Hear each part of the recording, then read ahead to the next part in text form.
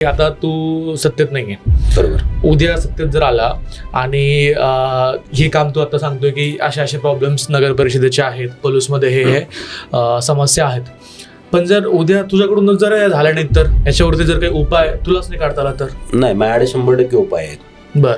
कारण आपण जर ठेकेदारावरती ज्या ठेकेदाराला आपण काम देतो त्याच्यावरती सुपरवायझर एक असतो जो नगर परिषदचा असतो, किंवा त्याच्यामध्ये त्यांनी सुद्धा एक सुपरवायझर नेमलेला असतो, पण तो त्या पद्धतीने काम करत नाही हे आपल्याला दिसतंय. बरं. पण माझ्याकडे असा उपाय आहे की मी जर त्या नगर परिषदमध्ये जर एक नगरसेवक म्हणून गेलो तर मी प्रत्येक प्रभाग वाईज मी नागरिकांच्या समिती तयार करणार आणि नागरिकांना सांगणार की जर तुमच्याकडे घंटागाडी आज नाही आली तर मला संपर्क साधा. बरं. मग माझी काय ऍक्शन असते हे सगळ्या पोलीसकरांना माहिती.